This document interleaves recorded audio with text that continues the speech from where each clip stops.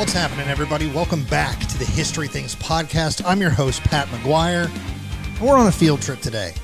We are outside of the War Department studios where we normally broadcast from. We're not even across the street at the Michael Collins. We are actually out in the field here locally in Carroll County, Maryland. We are hanging out once again with a good friend of the show, good friend of mine, legendary Kyle Dalton. And we're hanging out at the Union Mills Homestead. Kyle, we have had you on the show. First of all, welcome back, my man. You just might as well move in at this point. I was going to say, this is a record number this year. I'm enjoying it. Hanging out with you feels good. I love the stories. Our listeners love the stories. So thanks for coming back, and thanks for letting me out to your place for a change. Yeah, absolutely. We have told this story on the show. Yes. We have told the story of the Shriver family, of the mill, their role, their experience during the Civil War. Let's give our listeners a little bit of a refresher on that. Sure, who this family is, where we are, the building that we're sitting in. Yeah. And then tell us what we're talking about today, because we got a kind of a neat topic that kind of ties into the environment around us as far as Union Mills. So take it away. Tell us a little bit about where we are. So we're at the Union Mills Homestead. As Pat said, we do have a previous episode about the Union Mills Homestead and the Shrivers in the Civil War. Basically, it's two families. They're brothers, William and Andrew K. Shriver. Andrew lives in the house just outside the mill here, big 24-room mansion, basically. And his brother William lives across the street in a white house that if you were standing here, you could just look right out the door and see it. And the mill here in the front yard of Andrew's house is run by William. These families are intertwined. Okay.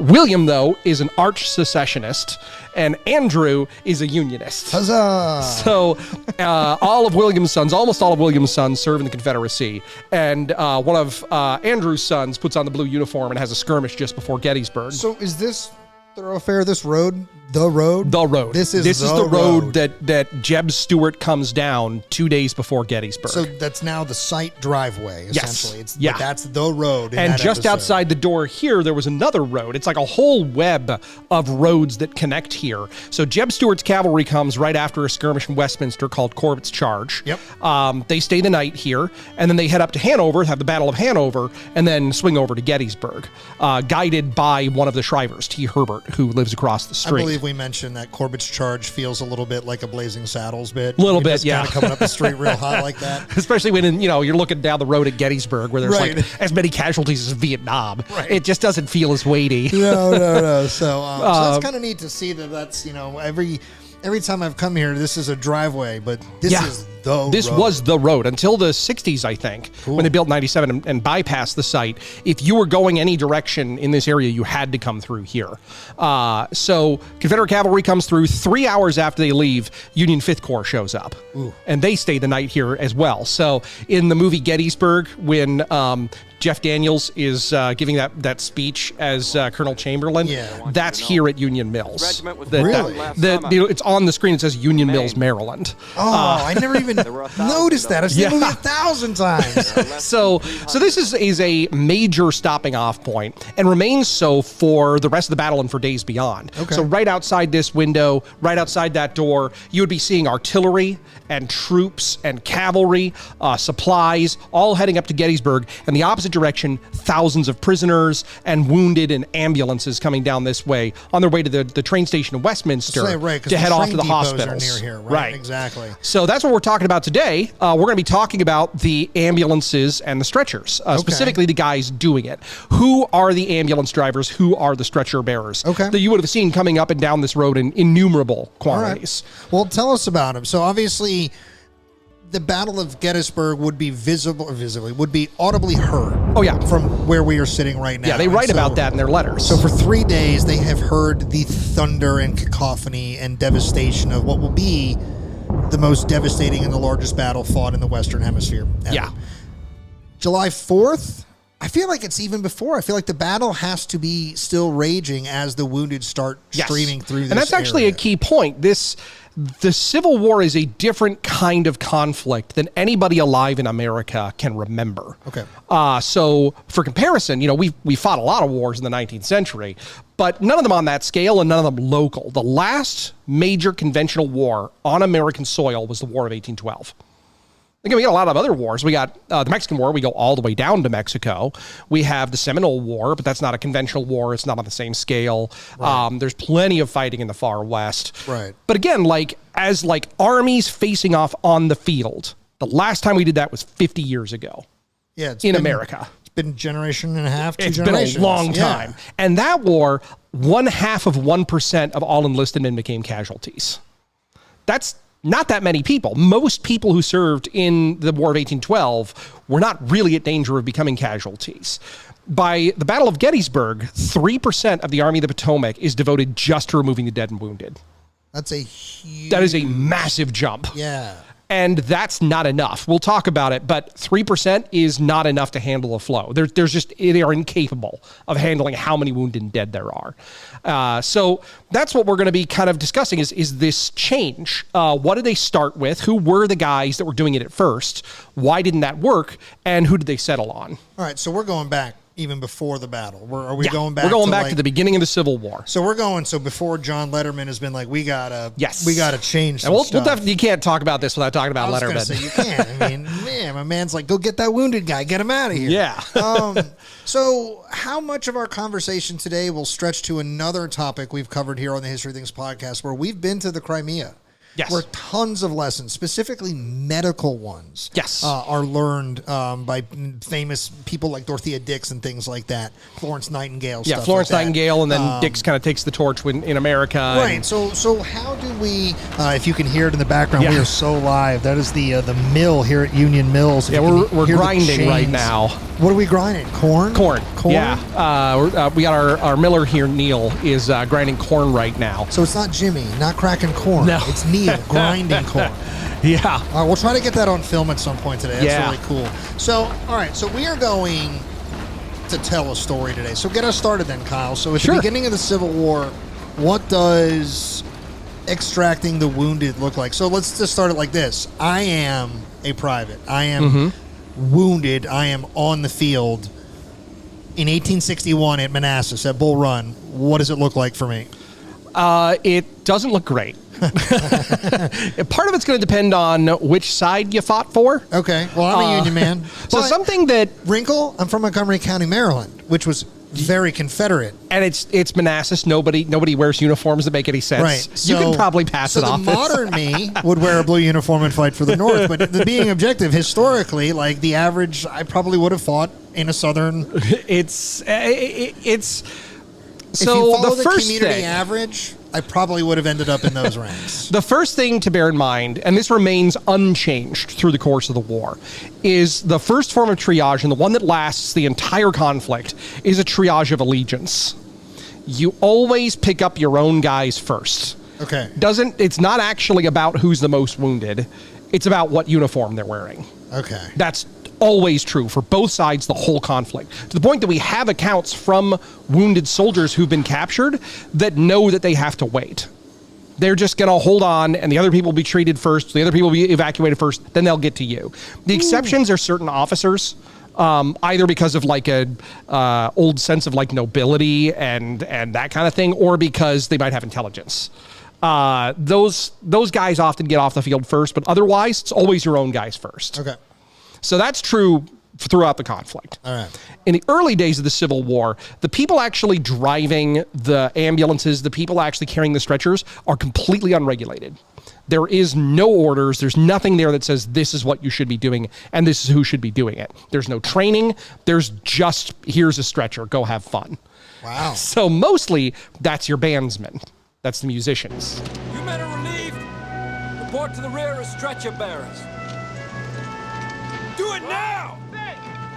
Forward, march! Now that does not work. Sure. It is not a great system for that. Dude's like, I play a fife. Yeah. And while the Ambulance Corps, the big organization for the North that gets founded to actually do this work, does take over a lot of the work. Like I said, you're never going to have enough guys to do it. So throughout the conflict, they still do sometimes assign musicians to it. And it still is not great. But at least those musicians eventually end up in a structured-ish system? No, they're outside the Ambulance Corps. So to give you an example. Okay. Battle of the Wilderness, 1864. There's this musician with the 10th Vermont, Herbert George, and he recalls getting assigned to be a stretcher bearer. And here's what he writes. He saw the other bands fell out and remain side the road somewhere in the rear so that we are the only band and the only nurses here. All those bands just dropped out. They were told to go pick up stretchers, and they're like, "Nah, we're not doing that." They just like found an excuse to go just not do that. It's like, I gotta, see ya. Okay. So there's a few reasons for this. One of the most significant is the age of the musicians. They are not as restricted in age as the infantry. And so often, they're often very young. Yeah. And this is not great. They're like the kiddos. Dr. Richard Vickery of the 2nd Michigan cautioned his fellow Army surgeons against relying on bandsmen. He says, the drum corps and the regimental band, if there is one, are always on the eve of battle ordered to report to the surgeon for duty. But the less he calculates on aid from them, the better. With a few exceptions, they are generally worthless as stretcher bearers, many of them being young lads and physically incapable of such fatiguing duty. Yeah, I mean, you're carrying grown men. You got a 14-year-old trying to carry these guys. That's what I mean. You're carrying not just grown men, but you're carrying them often at dead weight. Yeah, and even if they're not physically dead, they're not. So, for example, the most widely used stretchers of the Civil War weighed between 23 and 26 pounds. Oh. The average soldier weighed 143 pounds. You split that between two stretcher bearers. This means the stretcher bearers, on average, carry 96 pounds each, sometimes for a mile or more to the field dressing station, and you have to do that hundreds of times. Think about every job you've ever applied for where they're like, you must be able to lift 50 pounds. Yeah. How often do you ever actually do it? They're talking like maybe once in a while. Like at my job, they're referencing you might have to lift a heavy wooden box, or if you do non-interpretive work, say as like a park ranger, maybe in the winter you got to lift a bag of rock salt, something like that. But it's like a not all the time thing. Yes. And it's certainly for just a spurt of a moment. Yeah. 96 pounds over a mile, and then go back and get somebody and else, do it again. and then go somebody Just else, keep and get doing somebody it else over and over and over. By the way, also tomorrow and the next day. Yes. But so it's like that's a whole. This is a very demanding job physically. I don't think many and they're people, asking young teenagers to do it. And I don't think many people today can even understand that level of demand and fatigue. And a lot of people couldn't back then because not all these musicians are kids. A lot of them are adults, and they're being told to do this, and they're like, nah, I'm good. There's probably a large group of our listeners out there who are hearing this, and they're of the old school, 2 feet walking in the snow uphill type of variety, but they're probably like, oh, that's not a big, it's less than 100 pounds, but it's like, have you actually lifted that weight? And over often terrain that is rough, right? That has been struck by shells, by cannon fire, that has had horses galloping over it. Right. It could be muddy. This is difficult, dangerous work that is physically demanding. And a lot of these guys are literal kids. They can't do it. And even those adults who are capable of doing it don't want to. And that's a big part of it. One of the reasons that musicians don't make good stretcher bearers is that's not what they signed up for. Right. They signed up to play their music. Right, so, they're there to beat a drum. Frank Freeman, in his book Gangrene and Glory, writes, musicians proved poor at removing wounded because of the common clash of attitudes and training. The musicians expected to play. They trained to play better. They did not like to practice their instruments only to remove the wounded. And in the bitter world of combat, they liked even less to perform that very action whose training they had avoided. I was thinking about the guys that you said at Wilderness kind of abandoned that it's like, I got to go practice. Yeah. My oboe. I got to drain the stick guard. I do British Grenadiers. You can tell where I work. My brain is all the time. But all right. So in 1861, it seems like there's almost no system, no organization. Pretty much no. It just kind of feels like an entire winging it. Yeah. All yeah, right. Pretty much. Now, they do produce stretchers and ambulances for military duty. But at the beginning of the war, those are designed for far western stuff. Okay. So the capacity of these ambulances is quite low. Like as far west as Phil Greenwald took us earlier this season? Yeah. Okay. You're talking American Southwest, Colorado, Dakota. You're talking rough terrain. You're talking not many wounded. Okay. So you're looking at ambulances that carry 2 people. They're 2-wheeled ambulances because that's all you need out there. But now you're dealing with hundreds and thousands of casualties at a time. Right. You need something that's a little more stable and can fit a lot more people. Right. And they're like your musicians are going after the battle. You're not removing wounded because these are skirmishes. Sure. They're almost universally, when it's the army against indigenous people, these are almost exclusively skirmishes. They're almost always very short. They're quick. Yeah, right. They're quick. Right. They're violent. They're done. And that's not what's happening in the Civil War. You've got battles that last for days, sieges that last for months. If you wait until the battle is over to remove the wounded, they're all dead. So you have to do it during combat. And musicians aren't great at that. It turns out. Chaplains, too. There are a number of chaplains that are assigned to stretcher duty that just don't do it. Again, they're not trained. That one's a little harder for my brain to process because it's like, isn't that your whole thing, is to be there with your flock in their danger, whatever? But you think about it, they're supposed to be studying theology. They're also supposed to be reading the Bible. They're supposed to Yeah. give lectures. You know, this is asking an academic Yeah. to haul 100 pounds over a mile and just keep Yeah. doing that. These guys are not trained for this duty. Everybody in this conversation is Upham from Save It Private Ryan. Yes. They're all just like, should I bring my typewriter? And then on top of that, you add in, none of these guys have seen battle. Okay. Anywhere, really. You've got a few regulars from the far west, but like on both sides, nobody's been exposed to combat, and that is traumatic. Right. And that's Lincoln, everybody's green, right? Remember, Right. they're green also. And So they're getting people who are physically incapable, who don't want to do it, and sending them into traumatic circumstances. Of course, the system failed. Nobody was going to pull this off. I'm shocked by this. To be honest, I'm shocked. How? So for the Union, they do find a more fruitful source of ambulance men before a real system is created, and that's the contrabands. But this is the Confiscation Acts, Mm-hmm. right? This is where the war first starts to take a turn towards its inevitability about becoming about emancipation. This is where they declare the physical property enslaved people of the South to be contraband of war. And as such, they are kind of accepting them, say as at Fort Monroe, where they liberate and arrive themselves, or they come to town and they take them off your property and things like that. But And then you're thinking about a lot of the folks who are fleeing north from plantations and other situations in the South. Those who are most able to escape are the most physically capable. Sure. They're often men in their mid-20s. They're able to do this job, and they do it pretty well, actually. Interestingly, there's a lot of newspaper articles around 62, early 62, where there are journalists arguing for making contrabands be stretcher bearers and ambulance drivers. But they're doing it in like a very paternalistic, condescending way. One newspaper describes them as drones living off the government dollar. But they're already doing the job. Like, they're already being stretcher bearers and ambulance drivers as these articles are being written. And I think you're seeing the North sort of grapple with their changing racial attitudes and what can they do? What are they capable of? And it kind of doesn't matter what they think. They're making it happen. help me with an image in my head right now. So there's that very famous Civil War photograph of the dead kind of in this wagon, and they've been dead for quite some time. There's skulls and things, but there's a bunch of Right. African American men Yes. standing around it. Is this the same kind of setting, or are these contraband, or is that later in the war when that photo was taken? So that photo is taken later in the war, but it's that trend. Okay.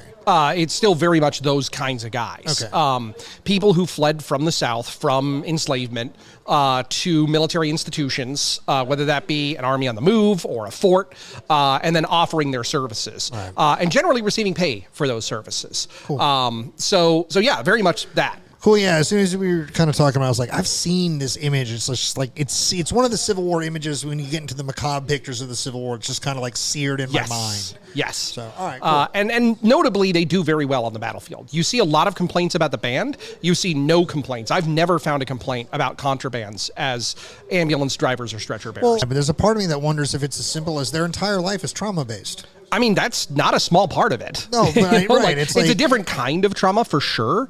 But you'll see, there was an account, I wish I had it in my notes here, of a surgeon who is crossing the lines in an ambulance, in a marked ambulance. He's wearing his green sash. Like, there's no Red Cross yet, but like, it is as clear as possible. This is a non-combatant vehicle. And the driver is a black man, and he's riding into Confederate lines. Yeah. And the pickets threaten to re-enslave him. I mean, that's the kind of pressure they're dealing with, and he still did his job. They still went and got the wounded and came back. Yeah. Like, I can only imagine how terrified you must be in a situation like that. And he did it. And all you find is praise for the work that they did. So the reason that they adopt a system, despite the success and the availability of all these non-combatants, is they become combatants. The Emancipation Proclamation gets passed. Yep. The USCT gets established, and a lot of these guys fold in to USCT regiments. Yeah, because, I mean... They're already in the military establishment. They're of good fighting age. And some of them have wanted to fight for quite some time. Oh, yeah. And this is yeah, the a only lot of thing them are they doing could it do. because they can't get a rifle. Right. So that's the reason that they don't continue using contrabands on the same scale. They And do you it through the even whole see war, but that- not...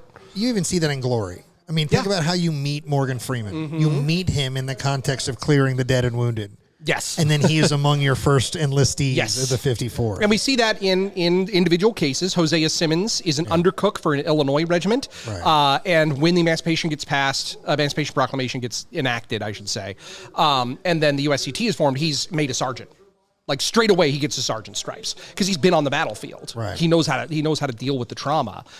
So again, you're taking all these like really able dudes and you're putting them in a different role, but that drains your ability to really use them for that vital task. So is it Bull Run that's the shock to the system of we need to do something, or is it the Bull Run shock plus the residual of all these smaller things that happen, like Ball's Bluff? Or It is really more the attrition. Okay. It's no individual event. If you had to point to one, it would be the death of Lieutenant Bowditch. He's the grandson of Nathaniel Bowditch, the famous navigator from New England. Yep. And he is wounded at the Battle of Kelly's Ford, and his evacuation is botched, and he dies from his wounds. how's it botched? There's no stretcher and there's no ambulance. A fellow trooper just throws him onto a saddle to get him off the field, and it's an abdomen wound. So it exacerbates it, and he dies kind of horribly. That sucks. So Nathaniel Bowditch and his relatives actually launched this big effort to be like, this has to change. Nationally, we can't let this keep happening. And they are ultimately successful. But that's running parallel to Dr. Jonathan Letterman. Letterman, I think, as the director, Jonathan Letterman is the director of the medical department for the Army of the Potomac, the head of the medical department for the most important army in the field. And he is seeing battle after battle after battle, and he's saying this isn't working. These musicians aren't doing it. We're going to lose these contrabands eventually. We got to do something else. Right. So he he gives orders to McClellan, not ordering McClellan, but he's like, I think you should do this. And McClellan then just verbatim issues that as a general order. The president who has the right to order McClellan was struggling to order McClellan. Now, it's interesting that McClellan and Letterman have a really good relationship. And that is definitely to the benefit of everybody involved. And I think it also gives credits, like, for the often, I don't want to say overstated, but like, how we lean into the McClellan's a good organizer. He's not a good tactician, which I hate that narrative because I think he's a fairly decent to good tactician. Mm-hmm. Much longer conversation for a different day.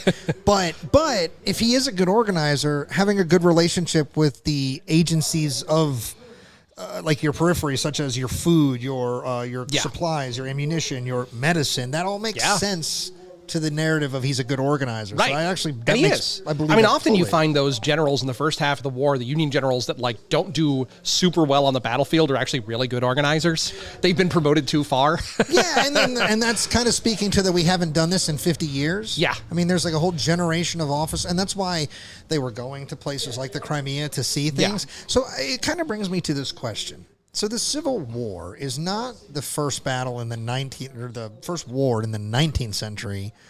But you go to even in the 18th century, there's been multi-day battles previously. Yeah, there's been big wars. How is it 1861 where there starts to become urgency, and it's only how in the United States, considering these great European battlefields, how is this really the beginning of this conversation of we got to get them off the field? Well, you're getting a leapfrogging effect for sure. In this era, in the 19th century and into the 20th century, military ideas and technologies will leapfrog between Europe and America, where one will get better than the other, and then the other will catch up when they have a war. Right, because like what I want to do is, I like dispelling myths, and one of the things about this conversation that has always been weird to me is like when we talk about Letterman and we talk about Claire Barton in this, we talk about them in this context. It's like we never thought about this until they thought about it. And it's like, well... And they are thinking back to Crimea specifically. Yeah, but my brain is like, how in none of the battles of the 18th century did they not think about getting the dead and wounded off quicker? Because, like, again, going back to our original reference in this episode, we talked about out west in the United States in the 19th century, most of the fighting is quick, violent skirmishing. And we're talking 10 minutes or less type of stuff, maybe 20. We're not talking days. Yeah. Maybe, and often they're hours. Independent units that are being surrounded and don't have support anyway. So, like, where would you evacuate them to? Big military fights have been happening forever. So the narrative that I think a lot of us are familiar with is like, we invent this. And I think we do in the context we're talking, but where does the nobody ever once thought about getting the wounded off the battlefield? I'm like, that's not right. And it wouldn't be true to say that. Right. It's a matter of, a lot of it is specifically choosing to do it or not. So the first real ambulances, as we would acknowledge them today, as a unit that is trained specifically for moving battlefield wounded off of the battlefield for care, is Napoleonic Wars. Okay. It's French. Forget his name. One of Napoleon's medical directors. Say something fake in French. It's probably going to be right. Le Fou. Yeah, him. Major. But there are like attempts at ambulances as like a vehicle in like the Crusades. There's always kind of playing with it on the periphery. But again, a lot of it comes down to what is the priority. And this remains true through the Civil War. And even today, if you prioritize medical care too much, you can sacrifice tactical advantage on the battlefield. And if you're dealing with supply issues, how do you make the choice where to put your eggs? We see Hal Moore deal with this in the Idrang Valley in 1965. I mean, he's at LZ X-ray completely surrounded. He's got his dead and wounded piling up, but he's got a position to hold. How does he get in? Sure. Like, literally, that whole conversation is around that fight. You want to read a great book, read the Joe Galloway We Were Soldiers Once and Young. Became the Mel Gibson movie, but like that is like let me tell you, for all the times we can get into Mel Gibson war movies, that one is way closer to the source material than, say, Lethal Weapon 1776. Anyway, so I digress. And what's interesting is the Civil War is a really fruitful way of examining medical history, because you have medical departments on each side that are made up of much the same people. They've gone to the same schools. They come from the same educational background, professional background, and standards. So the wisdom's similar. The wisdom is very similar, but for 4 years, they're not talking to each other. And they're in separate governments. And they make different choices. And it's worth examining that from a medical history perspective, because it can tell you about why those choices were made and what the consequences of those choices were. So for the Confederacy, because it is important to talk about the Confederate attempt at this, which is not successful at all. The Confederates, without going into it today, the Confederates make big advances in medicine. I mean, think about the fact that we sterilize. Well, that's a whole other thing. But I have my doubts about that, actually. All right. That's for another day. We'll give you some airtime to kill that myth. I am down for that. So basically, PGT Beauregard, as an example, gives orders before every battle for the entire Civil War. And those orders change over time. From 61 to 65, he'll add and take things out. But one section that he very rarely changes, and never changed the basic concept of, is who gets to be stretcher bearers. And he always says, direct quote, the least effective under arms. And he will justify this in his orders by saying that the most important aspect of the battlefield is to win. We are here for victory. After we win the battle, then we can go get those guys. And we go back to the original thing that I mentioned at the beginning that's universal through the war, the triage of allegiance. If you win and you hold the battlefield, your guys get off first. So there is some logic there. It also kind of incentivizes fighting. Help your wounded mates. Right. And that is a big thing that Confederate orders will emphasize throughout the war. General Lee writes this in his orders. Like you can't do anything for him, but you want to do something for him? Take that ridge. Right. They give very strict orders like you do not leave the battlefield. And this is the thing that the North deals with too. When the Bowditches are pushing for an ambulance system. One of their arguments is this will keep everybody from leaving the battlefield, because often somebody will get wounded and then 4 people will take him off the battlefield and they'll never come back. Well, right. If you watch Gods and Generals, you see that copy and pasted at the Fredericksburg scene like 80 different places. It happens a lot throughout the war. And so the Confederacy says, well, that's our priority, is to keep as many fighting men on the front as possible.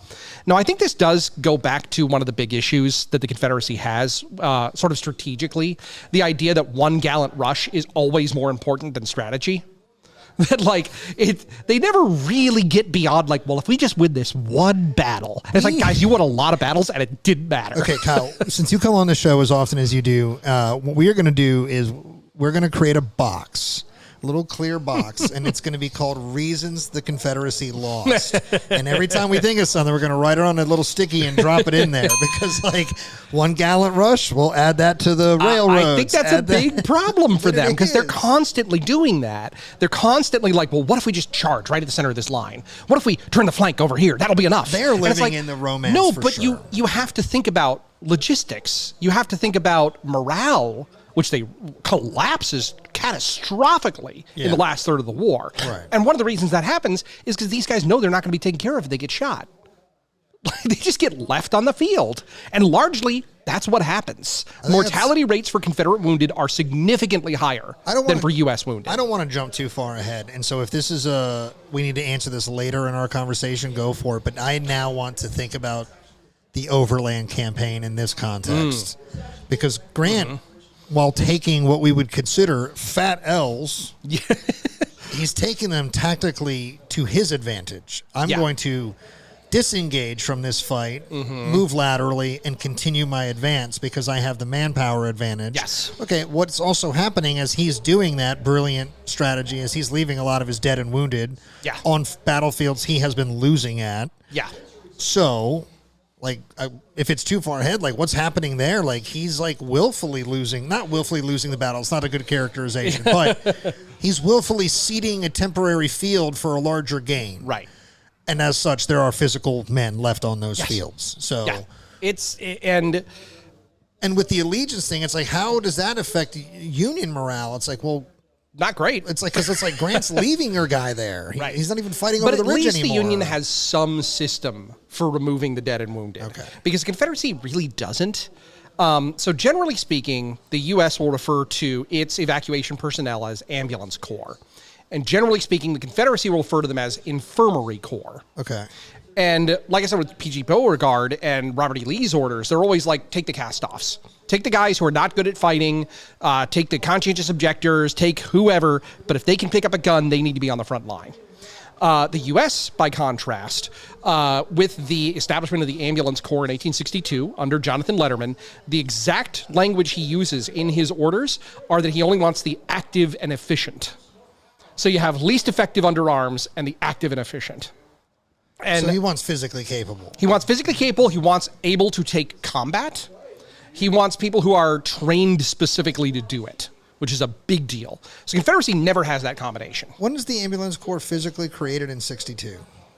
It's created right before Antietam. Like, so close to Antietam that they're not actually at Antietam because they just don't really exist yet. Like, Lee's already in Maryland? Yeah. Oh, okay. Yeah. It's, I think, between Second Bull Run and Antietam that these orders get issued. So they haven't had time to put it together. So Fredericksburg, I think, is like their first really big, like, experience, and they do very well. Big there. Opportunity to do their jobs. There's plenty of fuel. Yeah. Yeah, there is. But the Confederacy never has a national successful effort to create a body of people who are capable, who are permanent and trained to remove the wounded. So the longer this war goes on, the more of a problem that becomes. It has to, right. So when, like, all right, so at a certain point, Lee's army ends up in a very desperate existence. You know, the food is gone, the clothing are gone, we've had to abandon the lines at Petersburg, and I know that we're very at the end of the war there. But I imagine even before that, the conversation of just managing our dead and wounded and our sick and That's got to be a huge problem already. Like, Yeah. when does that really become a nuclear issue for Lee? It's hard to say, in part because the Confederacy is coming from a tradition where there isn't an ambulance corps. So they're not really thinking about these guys on the Union They're side. not really missing anything. They don't really know what they're missing. And so because of that, because the soldiers themselves aren't really aware of it, they may know that their morale is collapsing, but they may not know that that's part of it. That like, hey, I saw a guy get shot next to me and I just had to leave him there. We do have accounts of soldiers saying that. There's a soldier at Gettysburg, Confederate soldier at Gettysburg, who writes a letter home and he says, the man standing right next to me was shot. And when somebody tried to pick him up, I grabbed him by the arm and said, orders say to leave him. And they had to keep charging. I mean, can you imagine? That's not great for morale. Because the thing is, they also know there's no stretcher bearers back there. That guy's just got to crawl. Now, that's not to say there's never stretcher bearers. Again, P.T. Beauregard did say least effective under arms, but he did say guys had to be stretcher bearers. Right. You'll find in collections like at the National Museum of Civil War Medicine, the Civil War Museum in Richmond has this, these ambulance corps badges, these rectangular red badges with a white field that says ambulance corps, and those are Confederate badges. What's interesting is none of them are attached to a uniform because none of them were permanent. These were meant to be sewed on the front of your hat and then taken off when you were done. You were never permanently assigned. I think I've seen some reenactors wear them as like sleeves. Yeah, I think because they look a lot like, a certain 1940s. Yeah, I was going to say they. But they're actually hat badges. We know that they're just rectangular. They go on the front. But those are things that are handed to a guy right before the battle and taken away right afterward. We have temporary duty. Accounts from these guys being like, yeah, it was 2 hours before the battle. They gave me a badge and I didn't have a stretcher. There is a guy, I think he's in a Tennessee regiment. I got him in here, my notes somewhere. He's, here it is. A.C. McCleary of the 12th Tennessee. Of course, A.C. McCleary. Was assigned to Infirmary Corps duty hours before a skirmish. He later recalled, we had no litters on which to carry the dead and wounded. So we often had a hard job taking them off the field to where the ambulances could get to them. And at least he had ambulances to get to. Because the Confederacy never leans into production of stretchers or ambulances. But how? They're going through the same experience that the Union Army's going through. Like, how is this not? And especially because when we have, say, the very organized Anglo-white U.S. Army fighting against the native peoples, those are two very different cultures. Yes. Okay, that would make sense to me. But these are people of the same cultures, the same customs, the same patterns of thinking. And again, as we said, a lot of the guys went to the same schools medically. How is a Dr. Hunter McGuire not thinking things like this? And I think Hunter McGuire is interesting to bring up as an example, because as I was doing my research, one thing I kept coming across was this quote, Dr. McGuire perfected the ambulance corps. Okay. You'll find that exact phrase, perfected the ambulance corps, in dozens of books. And I cannot find any support for it. Right. The earliest I could trace it is the 1890s. And McGuire, after the war, huge liar. Like a lot of the stuff he writes in his books later, he doesn't claim that, but somebody else does, picking up his tradition, I guess. Sure. McGuire, there's a lot of good stuff you can say about as a doctor. He had nothing to do with any medical evacuation because that's not the purview of the doctor. Right.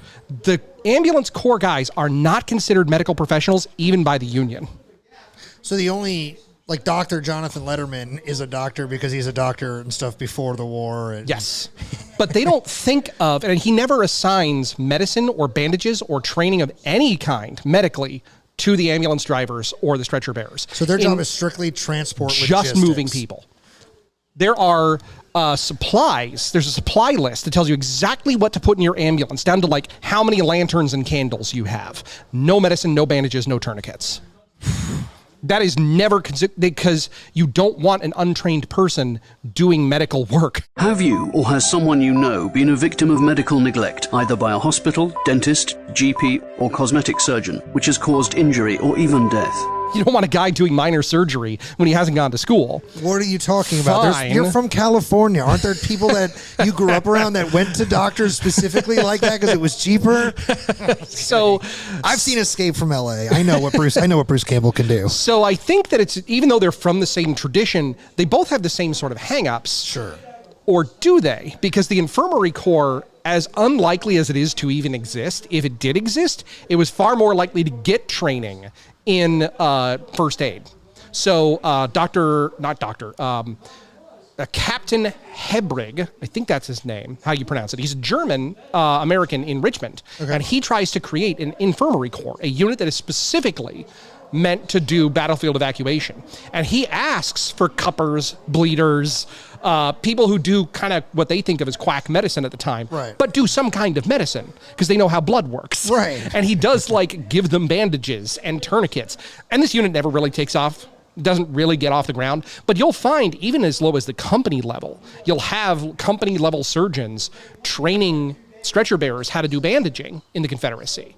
And you do not get that in the North. Okay. So if you're a wounded Confederate, you're probably not getting off the field, but if you do, at least you're going to get some first aid. You're going to get some decent triage. Yeah. Okay. So like, as much as I'm dunking on the leadership of the Confederacy here, there is something to be said. And it's interesting that if you could just combine these two different ideas, right, of basic, immediate first aid and a robust, trained unit of guys to get people off the field. If you put those two together, you've got the modern combat medic.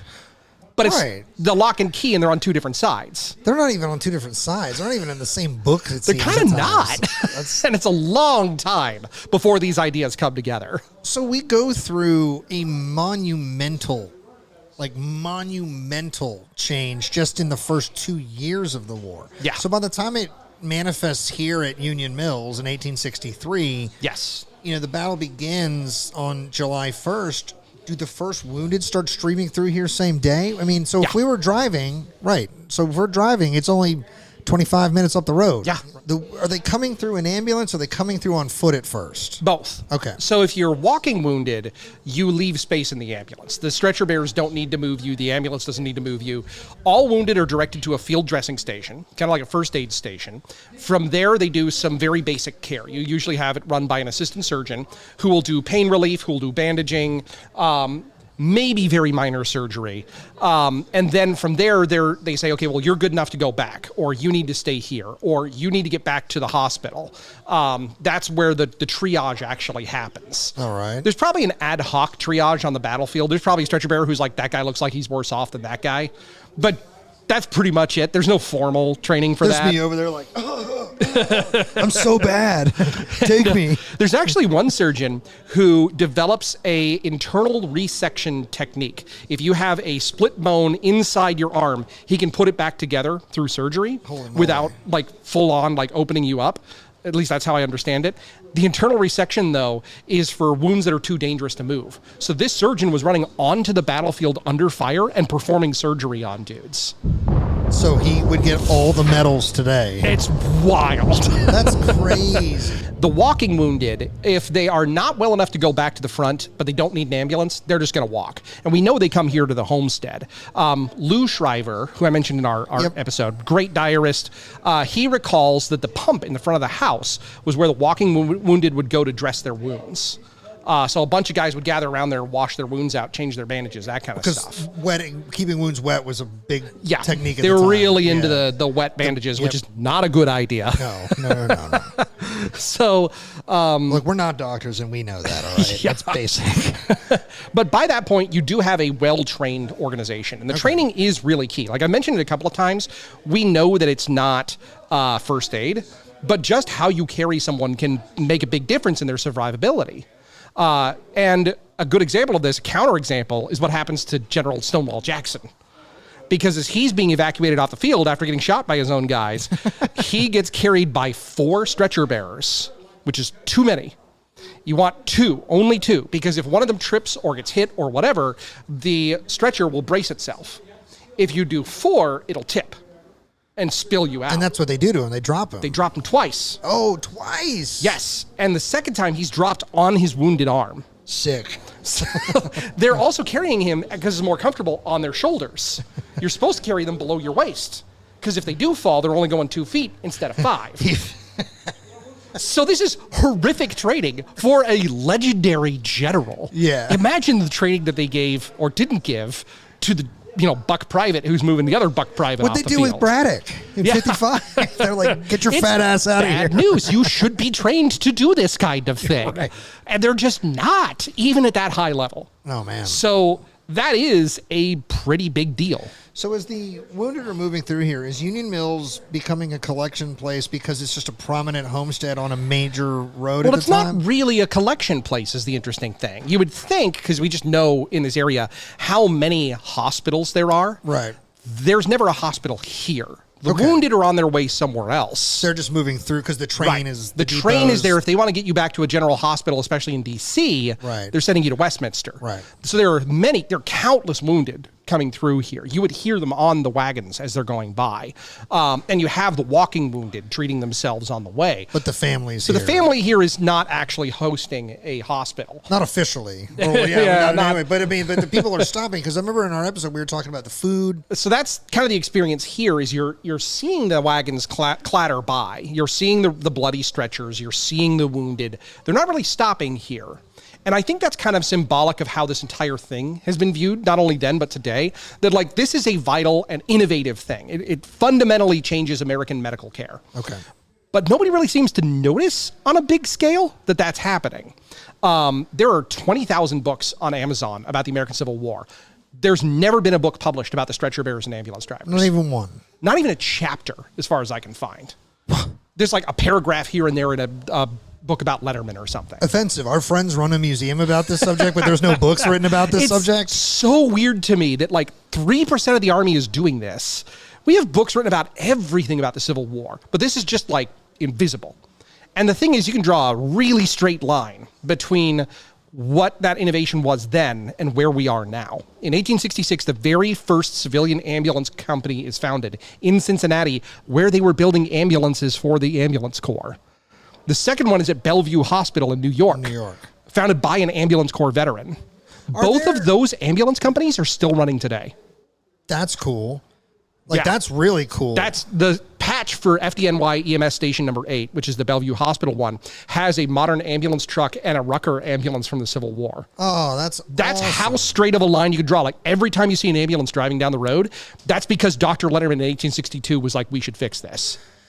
So that's kind of the thing that kind of blows my mind is like, I feel like we are so late in the modern civilized human social experience. It's like we've had these massive communities living close together. We've had medical emergencies. We've had military events. We've had major military events with casualties. It's like, it's always interesting in the human experiment of like when light bulbs go off. Yeah.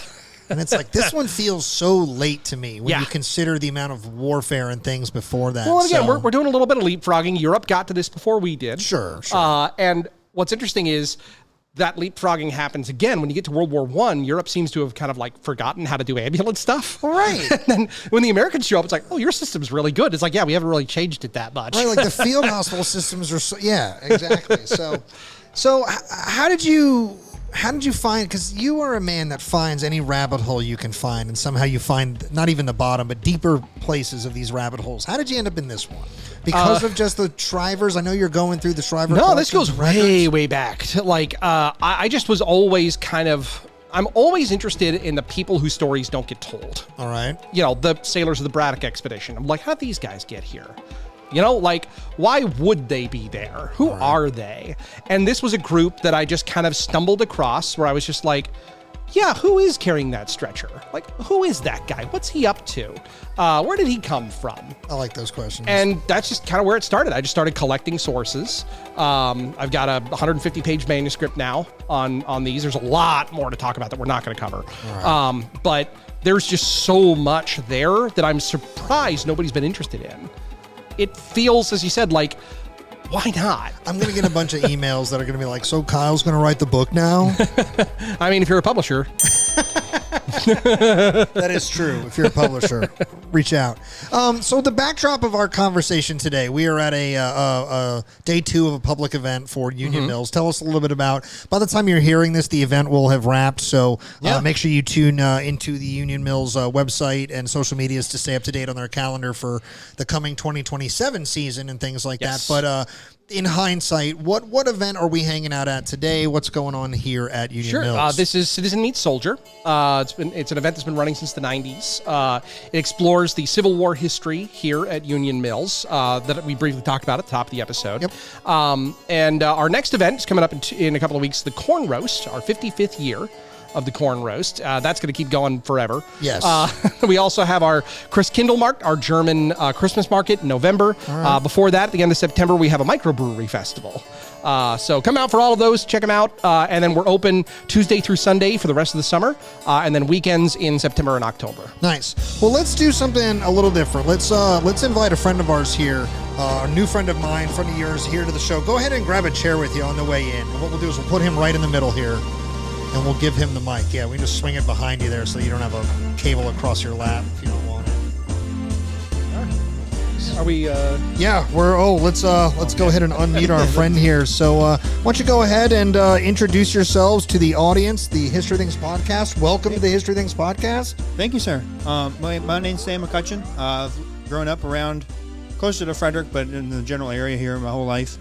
I've been reenacting since about 2016 or 2017. Met my wife indirectly through reenacting as well. Hello. We have our daughter here as well, who's been drug into it, and can say she's done it her whole life. Yes, yes.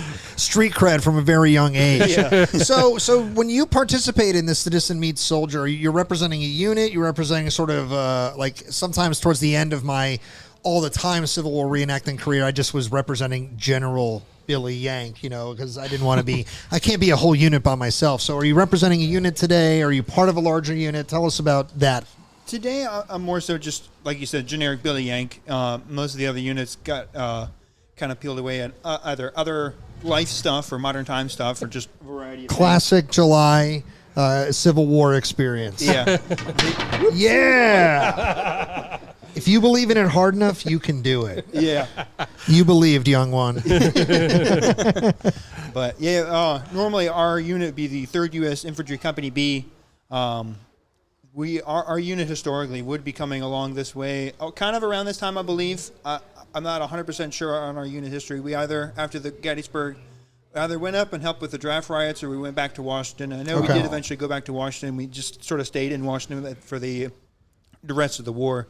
Our unit at this point was pretty well stripped of manpower from Gettysburg and from a lot of other battles.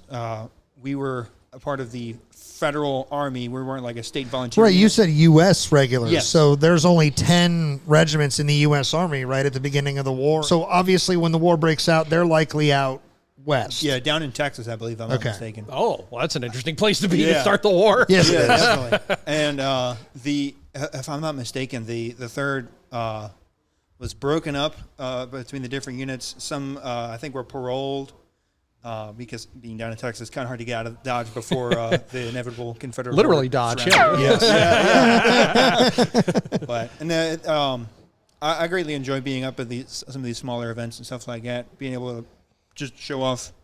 You still enjoy running around in the big hoot and shoot fights, or you like more of this direct? You still like burning powder? Both of them are fun in their own regards. They both have their own pros and cons. Getting into the battle and being able to immerse yourself in the fight is a lot of fun. Okay. I had the opportunity to do they're known as campaigner events, where like kind of a heightened standard of uniform authenticity, and there's no spectators or anything like that. It's just a bunch of dudes in the woods playing army in the 1860s. So when I guess we're all here because something lit a spark, which turned into a fire. We were history nerds. For me, I always go back to, I was 8. I was at Harper's Ferry. Most people that come on the show tell me that I went to Gettysburg. Kyle's from the West Coast, so he hit us with something entirely different. Not very far, yeah. Yeah, so which was awesome. It was a breath of fresh air for a change. What's your sort of origin story? Like, what's the thing that got you into history, the moment, the place? Like, how do you get to being a history nerd the way most of us are? Oddly enough, my buddy told me, "Hey, you're coming with me to this event," and I was like, "Okay." And I got voluntold into. You were conscripted into reenacting. I really was. But I hit the ground running, and I love it. It's the whole idea about it is a ton of fun. I love putting on the uniform. I love talking to people and showing about it, showing like what my different parts of the uniform are. and just kind of showing what life was like. It's really, really cool. So what stories do you, as you grew up as a person who has I guess some interest in history, but it seems to have come on real strong once you got conscripted into reenacting, where do you find yourself finding your interest? Are you, because I went through a phase where I only wanted to talk about material culture stuff, like, the color of my trousers, the difference between my sky blues, which were mass produced later in the war, versus my dark blues that the U.S. regulars are wearing for most of the time before the Civil War. Do you find yourself going through, like, I started as more of a fabrics and the gun and things like that, and like now the season is for me, why are they fighting? What do you find is the thing for you as a storyteller? I started more as just a kind of a body, just another rifle in the group. Okay. And as time went on, I started listening to some other audiobooks and like biographies of other prominent Civil War folks like Grant, Sherman, Longstreet, people like that, and started getting more of a proper grasp on what actually happened. Like, what am I doing here? Or what would someone like me be doing here? And kind of talking more about the life of the soldier and stuff like that. So I'm going to be general spectator for a minute. I want to see how you can navigate this question, because this was one question I didn't know how to deal with until I watched a brilliant interaction. How do you go to the bathroom? You're a soldier on the march. How do you do it? On the march? Yeah, what do you got to do? How do you got to do it? Escape the march and then come back later. Use the distractor for a little while. I love that, because I never thought about it like ever in my life until some like 6-8-year-old kid asked the dude at a reenactment I was at, and the dude was like, well, I mean, there's no real procedure. You kind of just got to fall out and do your thing, and then you got to catch up and get back in the line. The lieutenant gives you a hall pass. Yeah, but I was like, but you think about it, but that connects you back to that. It's like sometimes we forget these are people and human beings, and they're normal like we are. Yeah. And in the middle of all of this, like we use terms like fun and things like that, but in the middle of all this like chaos and war and carnage, like sometimes you just gotta take a shit. Yeah, we had what do you gotta do? We had something like that happen actually. One of our events where a gentleman needed to go, and it wasn't a friendly one, if that makes he got ready to go to one tree line, but then one of the other adjutants like, Don't go over that tree line. We're all getting ready to go into that shade. Yeah. He eventually did end up catching up with us, but it's kind of that like dose of period accuracy, because you had a lot of issues like that in the. So as you move into campaigner reenacting more, do you find yourself encountering more of that like, I am now doing the thing like, oh, I stepped in somebody's. Like you find yourself like, oh man, like this is much gnarlier than I envisioned when I first started. It is definitely a wild difference between the one campaigner event I did to normal, like as mainstream reenacting. All right. Mm-hmm. There's no like, all right, the spectators are gone, we'll just kind of hang out and open the cooler up and stuff like that. It's there were no spectators. It's live. This is. It reminds me of the year that I did Newville. I fell out with a Scottish. Yeah. They had the kilt and the kilt cover things. They were like doing like kind of early mid-war, whatever it is. Yeah. And we were doing a night raid. We had to go seize a trench line that had been abandoned. We didn't know it yet, but there were already Germans in there. They had also launched a raid to seize those trenches. But as we're approaching it, like before even getting to any of that, we had to cut some wire and jump into a shell hole that had been blown into the trench line so we could get in. Right. So these two guys crawl up, they cut the wire. They're like, all right, Dalton, you're up. So I go, and they unfortunately cut the wire wrong. Because wire, as you know, is kept in a coil. Yeah. If you cut both ends, it will form a coil. So instead of cutting just one side and letting it roll up on itself, they cut both sides. And it wrapped you up. And wrapped around my ankles. Yeah, and the barbed wire is real there. Kilt. Yeah. I feel it as I'm about to jump into the shell hole, and I have to like buddy hop. Yeah. With this barbed wire wrapped around my ankle. Yeah. And I get down there and I'm cussing and trying to. And you're like, they did that. And I was like, that was more impactful for me than when we started fake shooting. Like, that is like a thing that people would run into. Yeah, I haven't had, and it's so, before I move on real quick, because you just said something that you can use that as a teaching tool now, right? Yeah. You've experienced that. Yeah. The last time I had a sort of light bulb moment like that, it was at the same place you were, different year, but we have some friends who are a part of I'm a part of the French line. We have some friends who are part of the French line. their part of the line got ran through, and a whole bunch of Germans ended up in the trench. And so we know they're coming on our left. And so we're all starting to kind of on the left, those of us on the left side of our part of the trench line, we're all starting to turn kind of behind us because we know they're going to start coming through the trench down the back door. And the moment I turned around, there was already a flamethrower there. And before I could blink, he hit the button in the orange smoke that they for the pretend flame.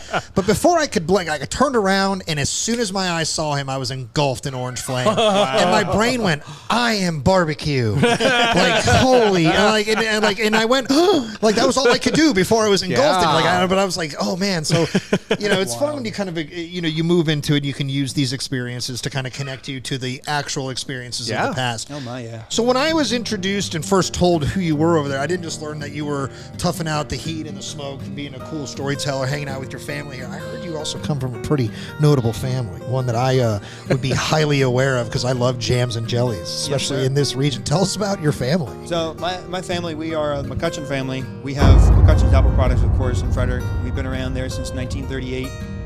My I think it's great-great-grandfather. I can't remember off the top of my head how many grades. Regardless, I'm a fifth generation McCutcheon. He bought an apple press for $25 and started pressing apples for local farmers, kind of like a custom pack sort of deal where other orchards would bring their apples in, we'd press them, and they'd take the cider back.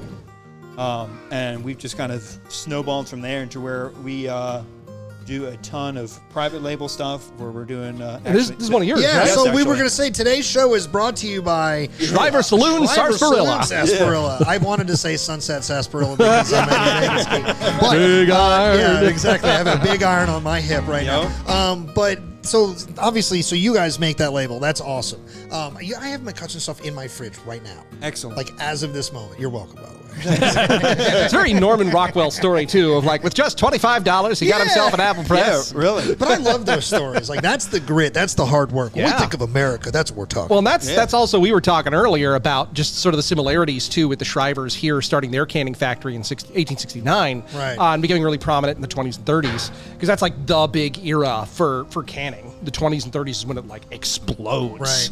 Right. And just how often you see that story repeated, and also like the B.F. Shriver Canning Company doesn't exist anymore.